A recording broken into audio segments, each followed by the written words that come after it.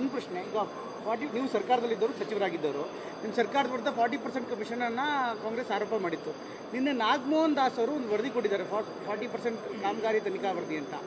ಅದನ್ನೀಗ implement ಮಾಡ್ತೀವಿ ನಾವು. ಇದ್ರ ಬಗ್ಗೆ ಬಿಜೆಪಿ ಏನು ಹೇಳ್ತೀರಿ? ಖಂಡಿತವಾಗಿ ಯಾವುದೇ 40% ಆಗಲಿ ಯಾವುದು ಕೂಡ ನಮ್ಮ ಸರ್ಕಾರದಲ್ಲಿ ಇದ್ದಂಥ ಸಂದರ್ಭದಲ್ಲಿ ನಾವು ಮಾಡಿಲ್ಲ. ಆದರೆ ನಮ್ಮ ಮೇಲೆ ಸುಮ್ಮನೆ ಆರೋಪಗಳನ್ನು ಮಾಡಿ ಇವತ್ತು ಅಧಿಕಾರಕ್ಕೆ ಬಂದು ಈ ರೀತಿಯಾದಂಥ ತನಿಖಾ ಸಂಸ್ಥೆಗಳನ್ನು ಮಾಡಿ ಅವ್ರ ಮುಖೇನ ನಮ್ಮ ಇದನ್ನು ಮಾಡಬೇಕಂತ ಹೊರಟಿದ್ದಾರೆ. ಅದಕ್ಕೆ ನಾವು ಕೂಡ ಹೋರಾಟ ಮಾಡಲಿಕ್ಕೆ ತಯಾರಿದ್ದೇವೆ. ಖಂಡಿತವಾಗಿ ಆ ರೀತಿಯಾದಂಥ ಏನು 40% ಅಂತ ಏನು ಹೇಳ್ತಾಯಿದ್ರು, ಇವತ್ತು ಜನ ಹೇಳ್ತಾ ಇದ್ದಾರೆ ಇದು 40% ಸರ್ಕಾರ ಅಲ್ಲ, ಇದು 60% ಸರ್ಕಾರ ಅಂತೇಳಿ ಇವತ್ತು ಗುತ್ತಿಗೆದಾರರು ಕೂಡ ಮಾತಾಡ್ತಾ ಇದ್ದಾರೆ. ಬೇರೆಯವರು ಕೂಡ ಇವತ್ತು ಮಾತಾಡೋಂಥ ಪರಿಸ್ಥಿತಿ ಇವತ್ತು ಈ ಸರ್ಕಾರದಲ್ಲಿ ನಿರ್ಮಾಣ ಆಗಿದೆ. ಹಾಗಾಗಿ ಸುಮ್ಮನೆ ನಮ್ಮ ಮೇಲೆ ಆರೋಪ ಮಾಡಿ ಇವತ್ತು ಅಧಿಕಾರಕ್ಕೆ ಬಂದಿದ್ದಾರೆ.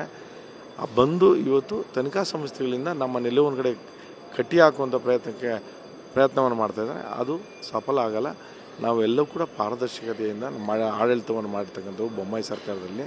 ಹಾಗಾಗಿ ಅವ್ರು ಏನೇ ಮಾಡಿದ್ರು ಕೂಡ ಅದನ್ನು ಎದುರಿಸುವಂಥ ಶಕ್ತಿ ನಮ್ಮೆಲ್ಲ BJP ಶಾಸಕರು ಕೂಡ ನಮಗೆಲ್ಲರಿಗಿದೆ. ಅದು ಪ್ರತ್ಯೇಕವಾಗಿ ಇವತ್ತು ನೋಡಿ, ಕಾಂಗ್ರೆಸ್ಸಿನ ಯಾರು ಶಾಸಕರಿದ್ದಾರೆ ಅವರ ಕ್ಷೇತ್ರಗಳಲ್ಲಿ ಎಲ್ಲೆಲ್ಲಿ ಈ ರೀತಿಯಾದಂಥ ಅಭಿವೃದ್ಧಿ ಕೆಲಸಗಳ ಬಗ್ಗೆ ಯಾವುದು ಕೂಡ ಅಲ್ಲಿ ಚಕಾರ ಎತ್ತಾ ಇಲ್ಲ. ಯಾರು ಭಾರತೀಯ ಜನತಾ ಪಕ್ಷದ ಶಾಸಕರಿದ್ದಾರೆ ಅವ್ರನ್ನ ಗುರಿಯಾಗಿ ಇಟ್ಕೊಂಡು ಇವತ್ತು ತನಿಖಾ ಸಂಸ್ಥೆಯಲ್ಲಿ ಮಾಡಿರ್ತಕ್ಕಂಥದ್ದು. ಇದು ಎಷ್ಟು ಸಮಂಜಸ?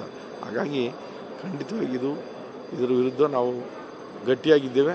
ನಾವು ಯಾವುದು ತಪ್ಪು ಮಾಡಿದ್ರೆ ಅಂದರೆ ಯಾರಿಗೂ ಹೆದರಬೇಕಂತ ಅವಶ್ಯಕತೆ ಇಲ್ಲ. ಹಾಗಾಗಿ ನಾವು ಪ್ರಾಮಾಣಿಕವಾಗಿ ಆ ಕ್ಷೇತ್ರದ ಅಭಿವೃದ್ಧಿ ದೃಷ್ಟಿಯಿಂದ ಏನು ಕೊಟ್ಟಿರ್ತಕ್ಕಂಥ ಅನುದಾನವನ್ನು ಸಮರ್ಪಕವಾಗಿ ಅಲ್ಲಿನ ಜನತೆಗೆ ಯುಟಿಲೈಸ್ ಮಾಡಿದ್ದೀವಿ.